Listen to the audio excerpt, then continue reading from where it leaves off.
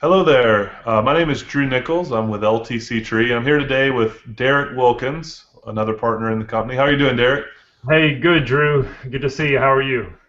Excellent. We're going to talk today about some changes coming this summer. Let's tell them a little bit about it.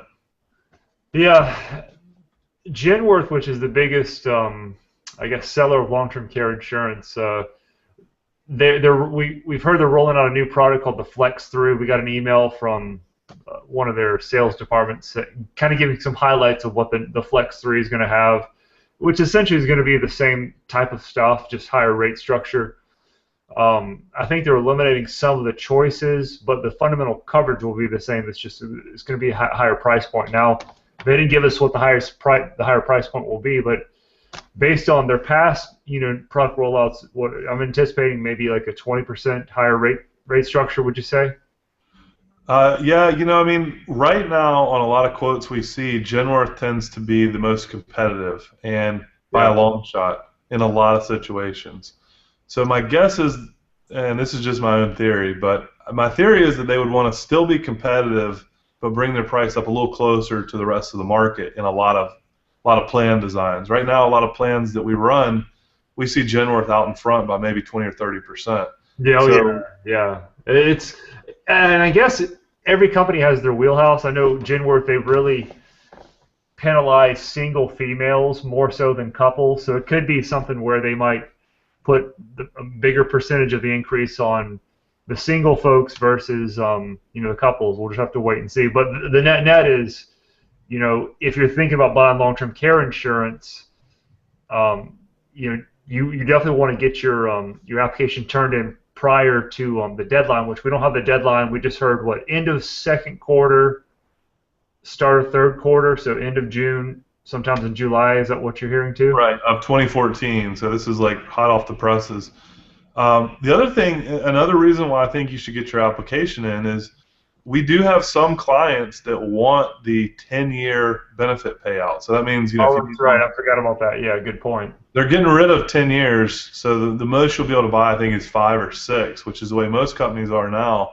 Yeah. Um, and it's not many people want that, but some do. And if you do, you better do it now because they've already gotten rid of unlimited.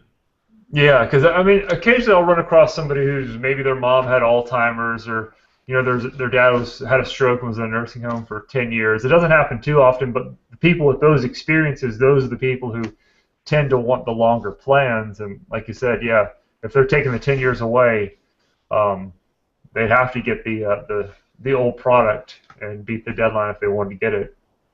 Yeah. Was there anything else? I can't remember off the top of my head. Was there anything else they're getting rid of?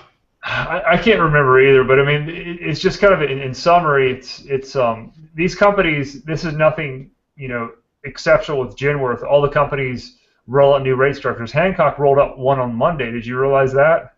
Yeah, I heard about it after the fact. Exactly. I had no. They didn't warn us at all, and I was looking at a customer who had an application outstanding. They hadn't turned it in, and since Hancock didn't give us a heads up, I had to run them the new current rates, and it went from 2,900 to like 3,700. So I mean that's about a 20-25% bump up.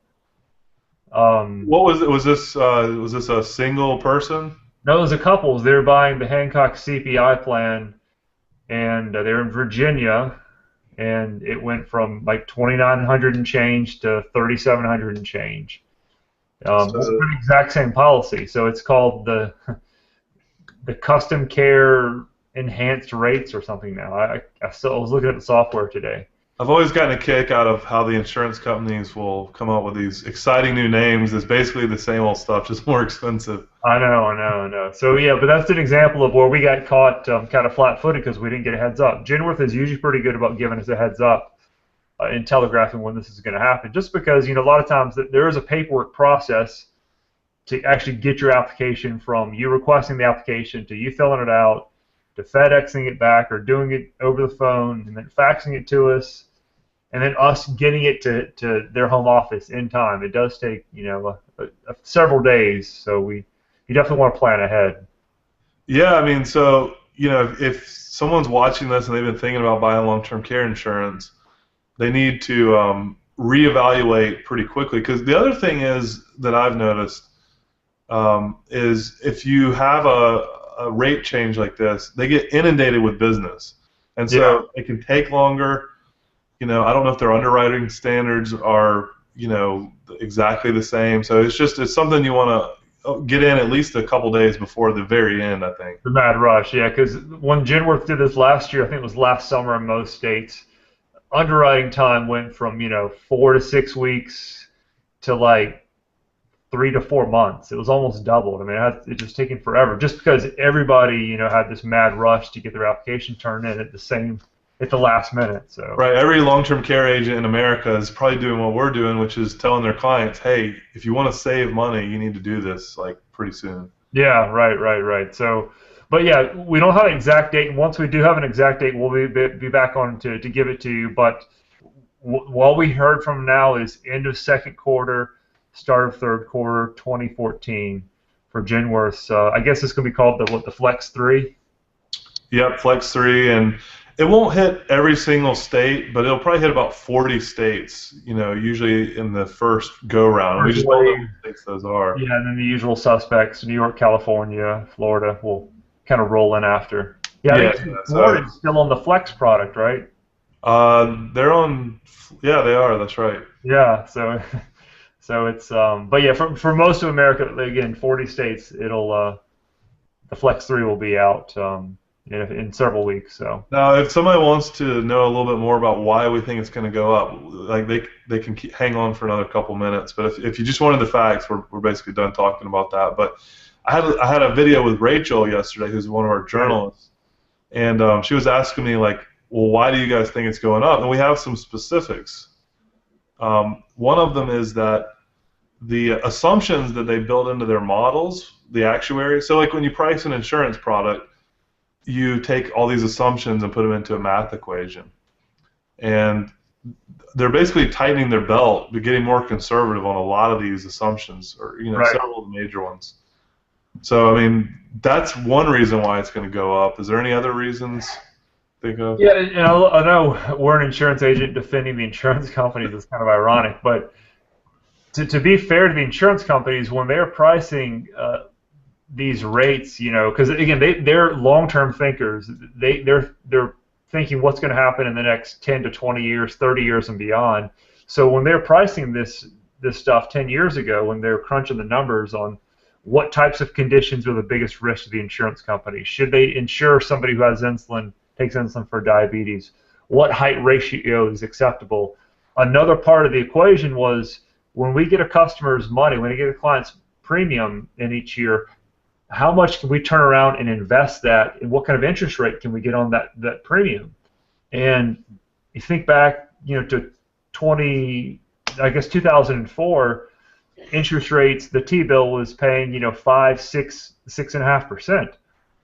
And so they thought, and that's what it had been for the previous, 30 years, somewhere around, getting a 5% 10-year T-bill. But they had no idea that the Federal Reserve would start keeping these interest rates so artificially low for such a long time. So now the 10-year Treasury is 2.5%.